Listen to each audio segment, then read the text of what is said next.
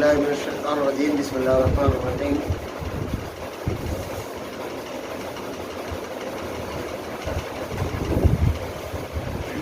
یا ایھا النبی انا احللنا لک ازواجک اللاتی آتیت اجورہن وما ملکت یمینک مما افاء اللہ علیک وبنات عمک وبنات عماتک وبنات خالک وبنات خالاتک اللاتی ہاجرن معک وامرأة ممن وهبت نفسها للنبي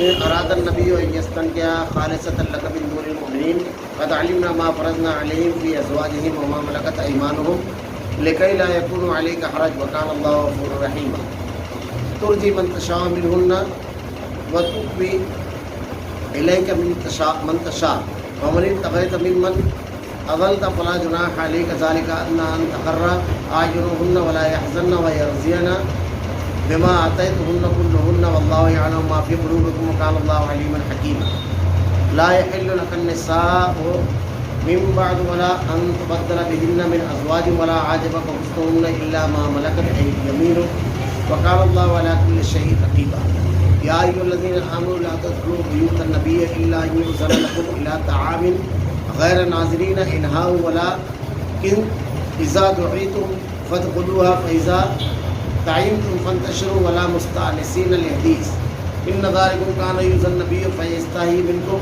واللہ لا یستحیی من الحق واذا سألتموهن متاعا فاسألوهن من وراء حجاب ذلك أطهر لقلوبكم وقلوبهن وما كان لكم أن تؤذوا رسول الله ولا أن تنكحوا أزواجه من بعده أبدا إن ذلك كان عند الله عظيما إن تبدوا شيئا أو تخفوه فإن الله كان بكل شيء عليما. اے نبی، ہم نے تیرے لیے تیری وہ بیویاں حلال کر دی جنہیں تو ان کے مہر دے چکا ہے، اور وہ لونڈیاں بھی جو اللہ نے غنیمت کے تجھے دی، اور تیرے چچا کی لڑکیاں اور پھوپھیوں کی بیٹیاں اور تیرے ماموں کی بیٹیاں اور تیری خالاؤں کی بیٹیاں جنہوں نے تیرے ساتھ ہجرت کی، اور وہ مومنہ عورتیں جو اپنے نفس نبی کے ہبہ کرتی ہیں، یہ اس صورت میں کہ خود نبی بھی ان سے نکاح کرنا چاہے. یہ خاص طور پر صرف تیرے لیے ہے اور مومنوں کے لیے نہیں.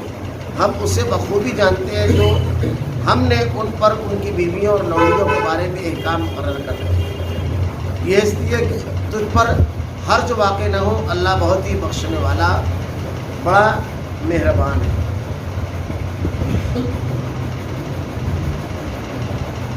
ان میں سے جسے چاہے دور رکھتے اور جسے چاہے اپنے پاس رکھتے. اگر تو ان میں سے بھی کسی کو اپنے پاس بلا لے جنہیں تو نے الگ کر رکھا ہے تو تجھ پر کوئی گناہ نہیں. اس میں اس بات کی زیادہ توقع ہے کہ ان عورتوں کی آنکھیں ٹھنڈی رہیں اور وہ رنجیدہ نہ ہوں، اور جو کچھ بھی تو انہیں دے اس پر سب راضی رہیں. تمہارے دلوں میں جو کچھ ہے اسے اللہ خوب جانتا ہے. اللہ علم اور حلم والا ہے. اس کے بعد اور عورتیں آپ کے لیے حلال ہیں، اور نہ یہ درست ہے کہ ان کے بدلے اور عورتوں سے نکاح کریں، اگر چونکہ ان کی صورت اچھی بھی لگتی ہے، مگر جو تیری مملوکہ ہے اللہ ہر چیز کا نگہبان ہے. اے ایمان والو، نبی کے گھروں میں نہ جایا کرو مگر یہ کہ تم کو کھانے کے لیے آنے کی اجازت دی جائے. یہ نہیں کہ پہلے سے جا کر بیٹھ گئے، کھانے کے پکنے کا انتظار کرتے رہے، بلکہ جب بلایا جائے جاؤ، اور جب کھا چکو تو نکل کھڑے ہو. وہیں باتوں میں مشغول نہ ہو جایا کرو. نبی کو تمہاری اس بات سے تکلیف ہوتی ہے تو وہ لحاظ کر جاتے ہیں، اور اللہ بیان حق میں کسی کا لحاظ نہیں کرتا. جب تم نبی کی بیویوں سے کوئی چیز طلب کرو تو پردے کے پیچھے سے طلب کرو. تمہارے اور ان کے دلوں کے لیے کامل پاکیزگی ہے. نہ تمہیں یہ جائز ہے کہ تم رسول اللہ کو تکلیف دو، اور نہ تمہیں یہ حلال ہے کہ آپ کے بعد کسی بھی وقت آپ کی بیویوں سے نکاح کرو. یاد رکھو اللہ کے نزدیک یہ بہت بڑا گناہ ہے. تم کسی چیز کو ظاہر کر دیا یا مخفی رکھو، اللہ تو ہر چیز کا بخوبی علم رکھنے والا ہے. یا ایھا النبی انا احللنا لک ازواجک اللاتی آتیت اجورہن وما ملکت یمینک مما افاء اللہ علیک. اے نبی، ہم نے تیرے لیے تیری وہ بیویاں حلال کی جنہیں تو ان کے مہر دے چکا، اور وہ لڑکیاں بھی جو اللہ نے غنیمت میں تجھے دی. اللہ کے نبی صلی اللہ علیہ وسلم جو تھے تو ان کی کچھ خصوصیات جسے خصائص نبی کہا جاتا ہے جو عام آدمی کو حاصل نہیں، خاص چیزیں اللہ رب العالمین نے ان کو دیے. جیسے مثلاً بعض علماء نے لکھا ہے کہ اللہ کے رسول صلی اللہ علیہ وسلم کے اوپر تہجد فرض، اسی لیے اگر آپ کی سیرت پڑھیں تو حج کے موقع پر صرف ایک رات ایسی ملتی ہے جب آپ نے تہجد کی نماز نہ پڑھی.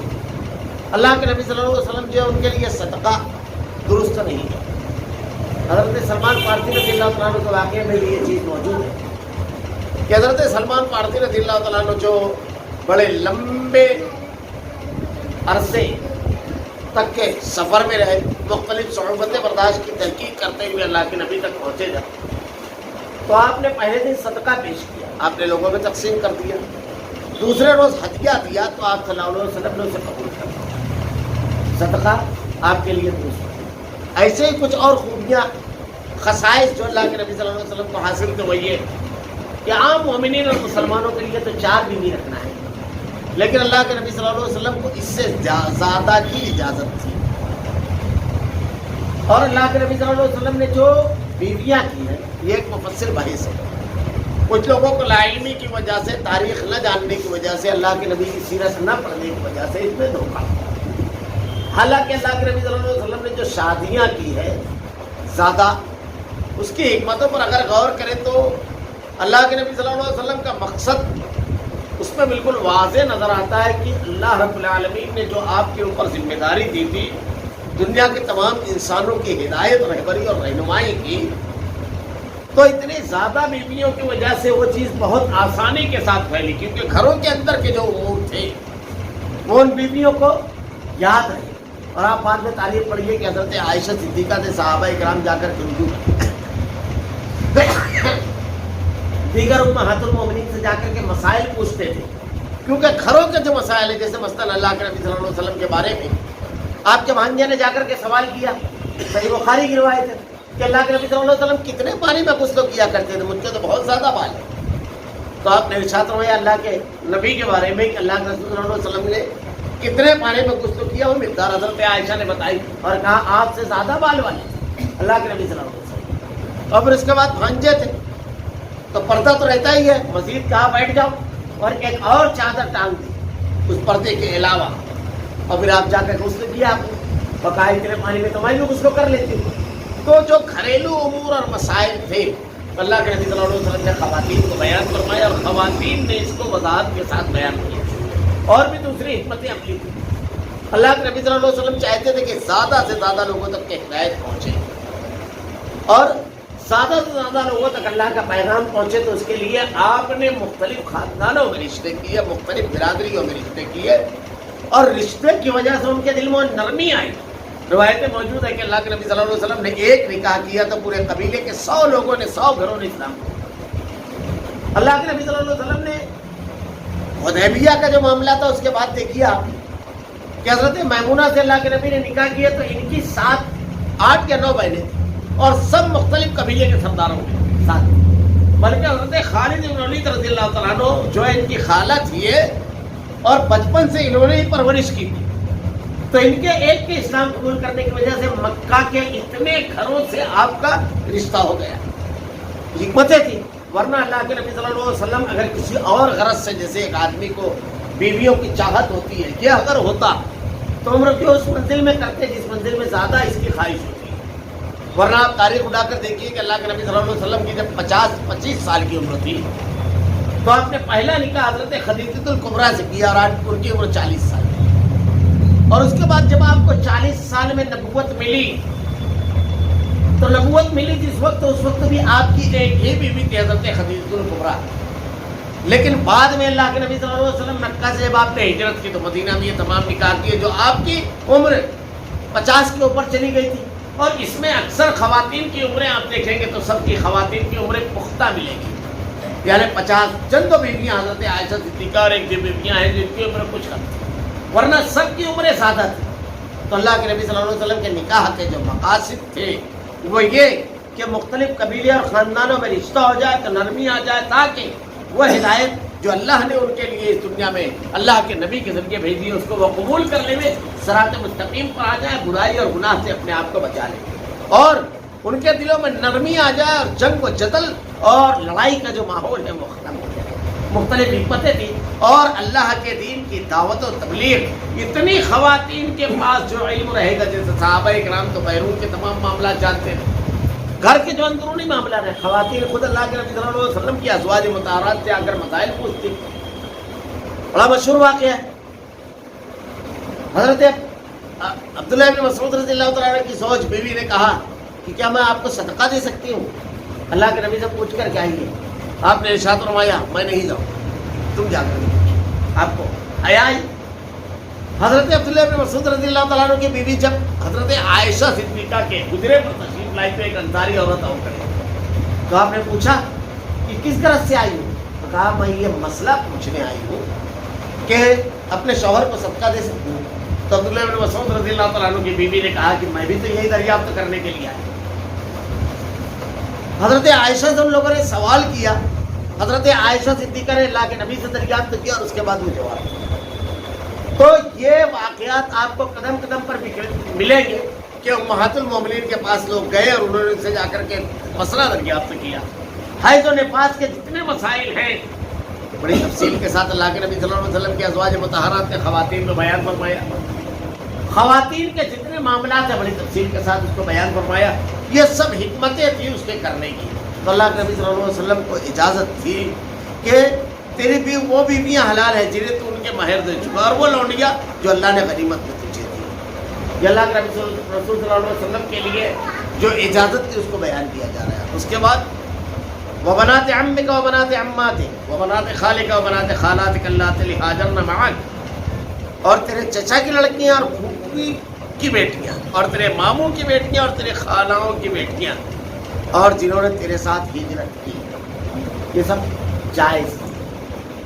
اللہ رب العالمین نے جتنے جائز رشتے ہیں سب کی تفصیلات بیان کروا، سب کی تفصیلات، جن جن رشتوں سے نکاح کر سکتے ہیں۔ ورنہ یہود اور نصارہ کے ہاں آپ دیکھیں تو بڑا افراط و تفریق کا معاملہ ہے۔ یا نصارہ کے یہاں تو یہ تھا کہ علامہ ابن کثیر نقل کرتے ہیں کہ وہ رشتہ کرنے سے پہلے دیکھتے تھے 7 دادا کی پشت دیکھتے تھے کہ کہیں پر ٹکراؤ تو نہیں ہو رہا ہے، اتنا سخت معاملہ۔ اور یہود کا معاملہ یہ تھا کہ بھانجی اور بھتیجوں سے بھی وہ نکاح کر جائز کراتے، یعنی اس سے بھی نکاح کرتے تھے۔ یہ افراط و تفریق تھی۔ اللہ رب العالمین نے اس افراط و تفریق سے نکال کر کے ایک معتدل راہ بیان کی۔ پھوپھی ذات بہن ہے، خالہ ذات بہن ہے، ان بہنوں سے ہم نکاح کر سکتے ہیں، اور اس کی اجازت اللہ کے نبی صلی اللہ علیہ وسلم کو بھی دی۔ اور 5ویں پارے کے اندر بقیہ جو حرمت عارضیہ اور حرمت دائمیہ، 2 قسم کی حرمتیں ہیں جن رشتوں کو اللہ رب العالمین نے حرام کیا۔ ایک قسم تو ہے حرمت دائمیہ، ایسی حرمت جو کبھی جائز نہ ہو، جیسے مثلا ماں ہے، بہن ہے، پھوپھی ہے، خالہ ہے، یہ حرمت دائمیہ ہے۔ دادی ہے، نانی ہے، ہمارے باپ کی وہ بیوی جس سے انہوں نے نکاح کیا ہے، بھانجی ہے، یہ حرمت دائمیہ، یہ کبھی جائز نہیں جو رشتے بیان کیے گئے۔ حرمت عارضیہ کی اس کی مثال یہ ہے کہ 2 بہنوں کا ایک ساتھ جمع کرنا، یہ جائز نہیں ہے۔ لیکن اگر ایک بہن کی وفات ہو جائے تو دوسری بہن سے آدمی نکاح کر سکتا ہے، ایک وقت میں نکاح میں جمع نہیں کرتا۔ یعنی سالی اس وقت تک حرام ہے جب تک کہ اس کی بہن آدمی کے نکاح میں الا ہے کہ اس کی وفات ہو جائے یا طلاق ہو جائے یا کوئی معاملہ ہو، لیکن ایک وقت دونوں کو نکاح میں جمع نہیں کر سکتا۔ یہ حرمت عارضیہ ہے، وفات کے بعد یہ ختم ہو جائے گی۔ کوئی عورت کسی مرد کے نکاح میں ہے، یہ پوری دنیا کے مردوں کے لیے حرام ہے، لیکن اگر وہ اسے طلاق دے دیتا ہے یا اس کی وفات ہو جاتی ہے تو عدت گزارنے کے لیے وہ حلال ہے۔ اس کو کہتے ہیں حرمت عارضیہ۔ تو ساری تفصیلات اللہ رب العالمین نے قرآن میں بیان فرمائی کہ رشتے کہاں کہاں جائز ہے کیا۔ اللہ رب العالمین نے اللہ کے نبی کے لیے، اور وہ مومن عورت جو اپنا نفس و نبی کو ہبہ کر، یہ اس صورت میں ہے کہ خود نبی بھی اس سے نکاح کرنا چاہے، یہ خاص طور پر صرف تیرے لیے ہے، مومنوں کے لیے۔ یہ ایسے ہے کہ اگر کوئی عورت آ کر کے اللہ کے نبی صلی اللہ علیہ وسلم سے کہتی ہے کہ میں اپنے آپ کو آپ کے لیے پیش کرتی ہوں نکاح، تو اللہ کے نبی کے لیے جائز ہے۔ بغیر مہر کے، بغیر ولی کی رضامندی کے لیے آپ نکاح کر سکتے ہیں اللہ کے نبی۔ مشہور واقعہ ہے کہ ایک مرتبہ اللہ کے نبی کے پاس ایک عورت آئی، بعض لوگوں نے لکھا ہے کہ شاید ان کا نام خولہ بنت حکیم، وہ آئی آگے کھڑی رہی اور کہا اللہ کے نبی میں اپنے نفس کو آپ پر پیش کرتا ہوں، اپنے آپ کو پیش کرتا ہوں۔ اللہ کے رسول صلی اللہ علیہ وسلم کے پاس آ کر کھڑی رہی، آپ نے کہا مجھ کو حاجت ہے۔ ایک صحابی جو وہاں بیٹھے ہوئے تھے انہوں نے کہا کہ اللہ کے رسول اگر آپ نہیں کرنا چاہتے تو میرا نکاح کر دیجیے اس سے۔ آپ نے ارشاد فرمایا تمہارے پاس دینے کے لیے کچھ ہے مہر کی شکل میں؟ کہا اللہ کے نبی یہ چادر ہے جس کو میں اوڑے ہوئے۔ کہا اگر یہ چادر تم اسے دے دو تو تم کیا استعمال کرو؟ جاؤ جا کر کے دیکھو گھر میں شاید کچھ مل جائے۔ انہوں نے کہا اللہ کے رسول کچھ نہیں ہے، بولے تلاش کرو چاہے ایک لوہے کی انگوٹھی ہی کیوں نہ ہو۔ انہوں نے جا کر کے تلاش کیا، کہا اللہ کے رسول کچھ نہیں ہے۔ اچھا آپ نے ارشاد فرمایا کچھ قرآن تمہیں یاد ہے؟ کہا ہاں۔ دوسری روایت میں ملتا ہے کہ سورہ بقرہ اور آل عمران ان کو یاد ہے۔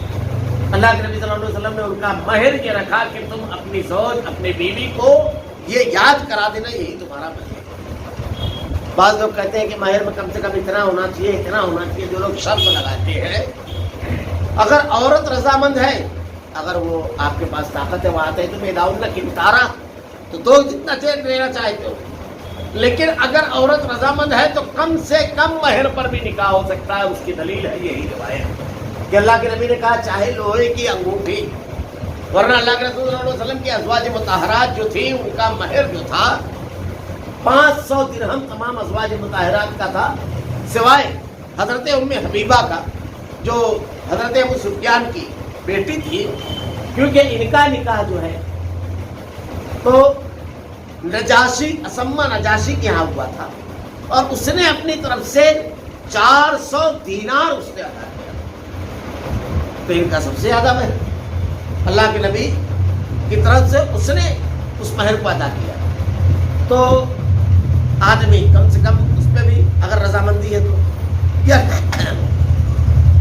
یہ اللہ کے نبی کے لیے خاص ہے، یعنی اگر کوئی عورت بغیر مہر کے اپنے آپ کو پیش کرتی ہے تو اللہ کے رسول صلی اللہ علیہ وسلم کے لیے جائز ہے وہ اپنے نکاح میں لے، لیکن عام آدمی کے لیے جائز نہیں ہے کہ بغیر مہر اور بغیر ولی کی رضامندی کے کسی عورت سے نکاح کرے۔ یہ شرط ہے، اگر بالفرض بغیر اس کے اگر کر لیتا ہے اور کسی وجہ سے اس کا انتقال ہو جاتا ہے یا کچھ ہو جاتا ہے تو مہر نصف اس کو ادا کرنا ہے، اور ولی کی رضامندی ضروری ہے لڑکی سے نکاح کے لیے۔ ہم اس سے بخوبی جانتے ہیں جو ہم نے ان پر ان کی بیوی اور لوڈیوں کے بارے میں احکام مقرر کیا، یہ اس لیے کہ تم پر حرج واقع نہ ہو، اور اللہ بخشنے والا اور بڑا رحم کرنے والا ہے۔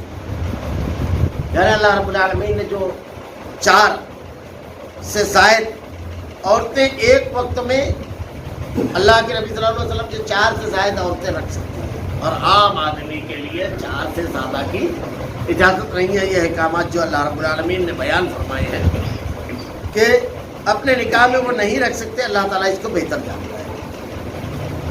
ان میں سے جسے تو چاہے دور رکھ دے، جسے چاہے اپنے پاس رکھ لے، اگر تو ان میں سے بھی کسی کو اپنے پاس بلا لے جنہیں تو نے الگ کر رکھا ہے تو تجھ پر کوئی گناہ نہیں۔ اس میں اس بات کی زیادہ توقع ہے کہ ان کی عورتوں کی آنکھیں ٹھنڈی رہے اور رنجیدہ نہ ہو، جو کچھ بھی تو انہیں دے دے اس پر سب کے سب راضی ہیں۔ تمہارے دلوں میں جو کچھ ہے اللہ اس سے خوب جانتا ہے۔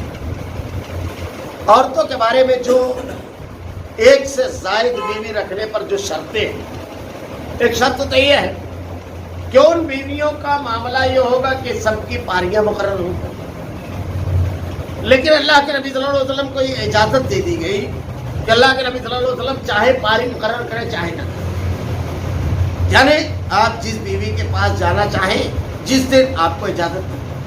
اللہ نے یہ احکامات اس لیے دے دیے کہ رب العالمین کا حکم ہے، جب بیویوں کو معلوم ہوگا اللہ نے قرآن میں کہہ دیا تو ان کو تو بالکل اطمینان رہے گا، لیکن یہ اجازت ہونے کے باوجود اللہ کے نبی صلی اللہ علیہ وسلم نے پاریاں مقرر کر رکھی، اور پاریاں مقرر کر کے صرف ایک زوج تھی حضرت سودا، جن کی بہت زیادہ عمر ہو گئی تھی، تو انہوں نے بڑی اپنی خوشی سے اپنی پاری حضرت عائشہ کو دی، حضرت سودا۔ اللہ کے نبی صلی اللہ علیہ وسلم نے سب کی پاریاں مقرر رکھی تھی اور سب کے ساتھ بالکل برابر انصاف کیا، حالانکہ آپ کو اس کی اجازت لیکن اس کے باوجود اللہ کے نبی صلی اللہ علیہ وسلم نے اس اجازت کے باوجود آپ نے اللہ کے نبی صلی اللہ علیہ وسلم نے یہ نہیں کیا، بلکہ مرض الموت میں جب آپ کے اوپر بیماری کا غلبہ ہوا تو بار بار امہات المومنین جس کے گھر بھی جاتے تو پوچھتے کہ عائشہ کی باری کب۔ امہات المومنین بڑی ذہین خواتین تھی، اللہ کے نبی صلی اللہ علیہ وسلم کی صحبت نے ان کو اور زیادہ گہرائی سے اور دور تک سوچنے والا بنا دیا، کیونکہ دنیا کے ذہین ترین انسان کی صحبت میں انہوں نے اپنی زندگی کے مختلف ایام گزارے تھے۔ ان لوگوں نے سمجھ لیا، سب نے باہم مشورہ کر کے حضرت عائشہ کے حجرے میں آپ کو منتقل کروا دیا، باہم مشورہ کر۔ تو اللہ رب العالمین نے اس کی اجازت دی، ورنہ عام آدمی کے لیے یہ ہے کہ وہ باری مقرر کرے اور ہر کسی کے ساتھ ویسا ہی معاملہ کرے۔ اگر کسی باکرہ لڑکی سے وہ نکاح کرتا ہے، یعنی کنواری لڑکی سے، تو نکاح جب کرے گا، جیسے مثلاً فرض کر لو کہ اس کی 2 بیوی ہے یا 1 بیوی، اب باکرہ سے نکاح کرتا ہے تو 7 دن تک کے پھر اس کے ساتھ وہ رہ سکتا ہے، اور اگر سنگیوا سے کرتا ہے تو اس کا 3 دن تک کے، پھر اس کے بعد روٹین جیسا رہے گا اسی کے مطابق سب کی پانیاں نمبر لگ جائے گا۔ یہ اس کے بعد اور عورتیں آپ کے لیے حلال ہیں، نہیں درست ہے کیا ان کے بدلے اور عورتوں سے نکاح کریں، اگر چونکہ ان کی صورت اچھی بھی لگتی۔ اللہ کے نبی صلی اللہ علیہ وسلم کی اس وقت جتنی بھی ازواج مطہرات تھی، ان ازواج مطہرات تک کہ اللہ کے نبی صلی اللہ علیہ وسلم کو اجازت دی، اس کے بعد آپ کی طرف اللہ کی طرف سے حکم آیا کہ اب آپ مزید نکاح نہ کریں، اب آپ مزید نکاح نہ کریں، لیکن مگر جو تیری مملوکہ ہے، اللہ ہر چیز کا نگہبان ہے، جو تیری مملوکہ ہے مطلب جو لونڈی ہے۔ اللہ کے نبی صلی اللہ علیہ وسلم کی جو بیویاں تھیں، تو اللہ کے نبی صلی اللہ علیہ وسلم کی جو بیویاں اکثر آزاد تھیں، کچھ تھی جن کو اللہ کے نبی صلی اللہ علیہ وسلم نے آزادی دی اور پھر اس کے بعد ان سے نکاح کیا، جیسے حضرت صفیہ بن حی بن اختب اور حضرت جویریہ رضی اللہ تعالیٰ عنہ جو تھی، یہ آپ کی ملکیت میں آئی، لیکن آپ نے ان کو آزاد کیا اور آزاد کرنے کے بعد ان کو مہر دیا، وہی آزادی ان کا مہر تھی، اور ان لوگوں کو اپنے نکاح میں رکھا۔ اور 2 لونڈیاں جو تھی، ایک حضرت ریحانہ تھی اور ایک جو تھی ریحانہ بنت شمعون تھی، اور ایک جو تھی حضرت ماریہ قبطیہ تھی، جن سے آپ کے لڑکے ابراہیم کی ولادت ہوئی۔ یہ لونڈیاں تھی اللہ کے نبی صلی اللہ علیہ وسلم کی، تو اللہ کے رسول صلی اللہ علیہ وسلم کے لیے اس صورت میں وہ جائز تھی، اور عام آدمی کے لیے 4 کی اجازت، اس کے بعد لونڈیاں جائز ہے۔ لیکن آج کے دور میں تو لونڈی کا رواج اور غلام کا رواج ختم ہو چکا ہے، اور اللہ اگر اسلام کے احکامات پر نظر ڈالیں، جیسے بعض لوگ اعتراض کرنے کے لیے آتے ہیں تو یہ کہتے ہیں کہ اسلام میں لونڈی اور غلام یہ بھی ہے، تو دیکھیے اگر آپ احکامات پڑھیں گے تو لونڈی اور غلام کے نظام کو توڑنے کے لیے جتنے زبردست اقدامات اسلام نے کیے تھے، کسی نے اس سے پہلے نہ کسی مملکت نے کیے اور نہ کسی اور جگہ آپ کو ملے گا۔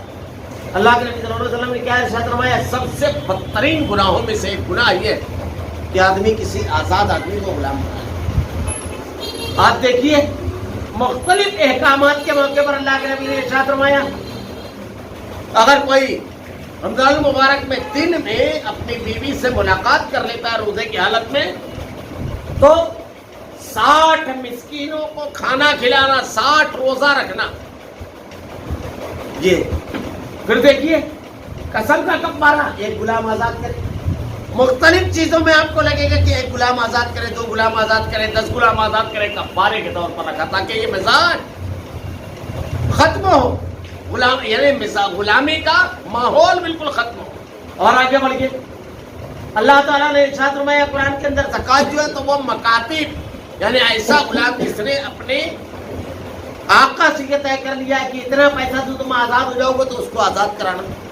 صحابہ کرام کی زندگی میں دیکھیے، حضرت ابوبکر صدیق رضی اللہ تعالیٰ عنہ مکی زندگی میں، حضرت بلال حبشی رضی اللہ تعالیٰ عنہ بنو امیہ کا غلام تھے، آپ نے خریدا اور انتہائی مہنگی قیمت میں خرید کر کے آزاد کیا۔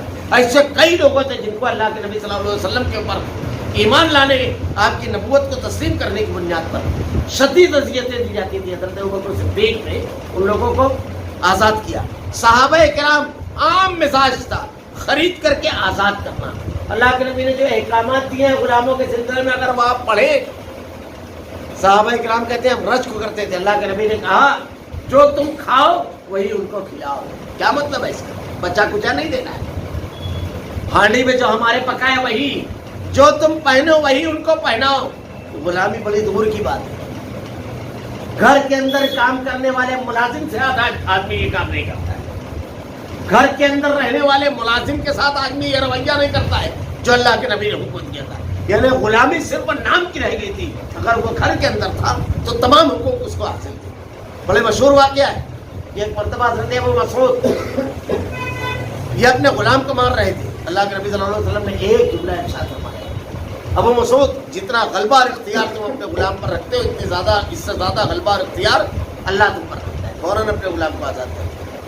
ایک صحابی آ کر کے کہتے ہیں احکامات غلاموں کے سن کر کے، اے اللہ کے نبی میرے غلام ہیں، کبھی غلطی کرتے ہیں تو میں ان کو سزا بھی دیتا ہوں، کیا اس پر بھی بات پرسوں ہوگی؟ قیامت کے روز پوچھا جائے گا؟ اللہ کے نبی نے ارشاد فرمایا ہاں، اگر معاملہ جتنی غلطی ہے اتنی سزا اگر آپ تم نے دی ہے تو کوئی بات نہیں ہے، برابر برابر، اور اگر تم نے کم دی ہے تو اجر ملے گا، اور اگر تم نے زیادہ دی ہے تو تم کو اس کا بدلہ دینا پڑے گا، قیامت کے روز وہ بدلہ لے گا۔ کہا اللہ کے رسول میں اللہ کے جناب میں کھڑا نہیں سکتا کہ میرے اوپر مقدمہ چلے، میں اپنے غلاموں کو آزاد کروں۔ ایسے بے شمار واقعہ ہے۔ ایمان والو، نبی کے گھروں میں نہ جایا کرو، مگر یہ کہ تم کو کھانے کے لیے آنے کی اجازت دی جائے، یہ نہیں کہ پہلے سے جا کر بیٹھ گئے اور کھانے پکنے کا انتظار کرتے ہیں، بلکہ جب بلائے جائے جاؤ اور جب کھا چکو تو نکل کر۔ حضرت زینب کا نکاح جب اللہ کے نبی صلی اللہ علیہ وسلم کے ساتھ ہوا تو آپ نے ولیمے کی دعوت رکھی، صحابہ کرام تشریف لائے اور آ کر کے اللہ کے نبی صلی اللہ علیہ وسلم کے گھر میں بیٹھ گئے۔ اب لا کر کے بیٹھے، کھانا تیار ہوا، کھانا تیار ہونے کے بعد سب لوگ جب کھا چکے تو بالکل اطمینان اور سکون کے ساتھ بیٹھ کر کے گفتگو کرتے ہیں۔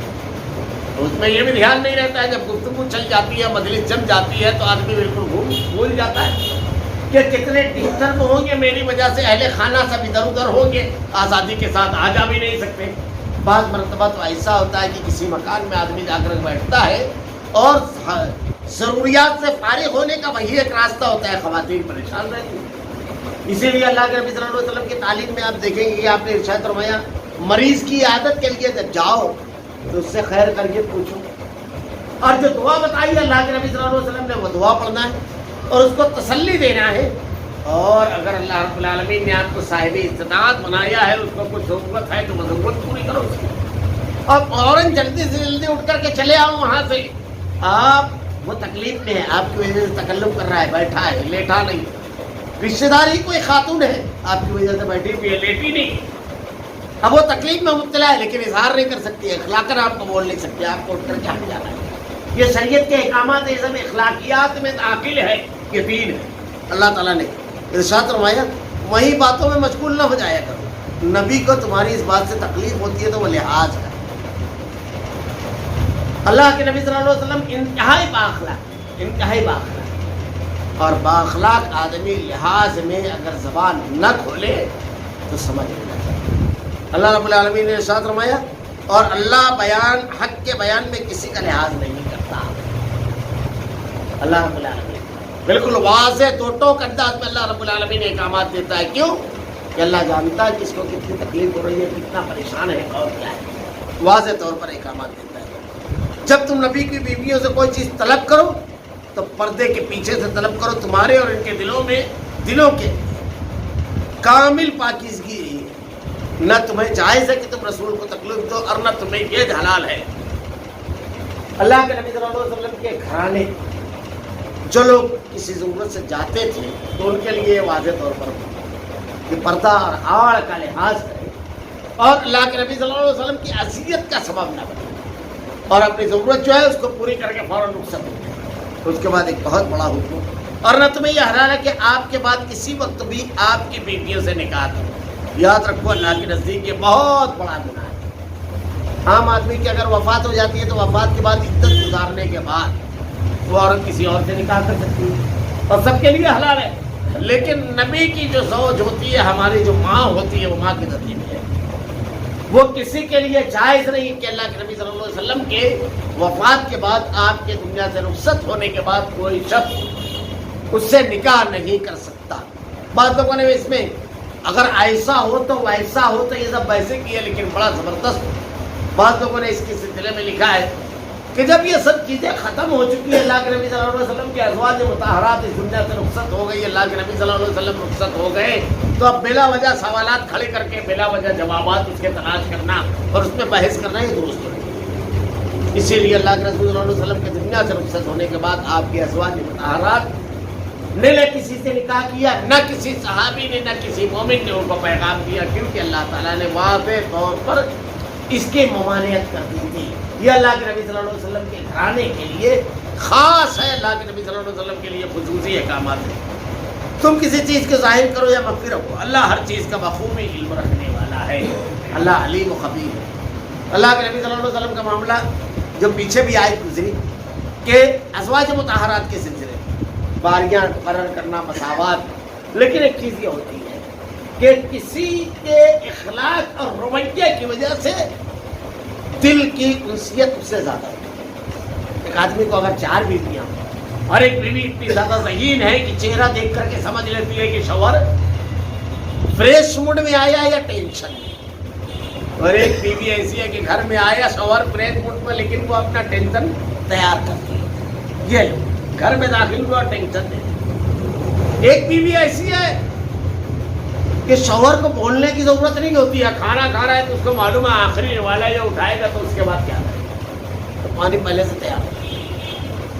اس کے بعد اب کیا کرے، یعنی اتنی مزاج شناس ہو جاتی ہے. ایک ہے جب تک اس کو 4 مرتبہ بولا نہ جائے یا لا کر کے رکھ دیا، اب تم کو جو کرنا ہے کر.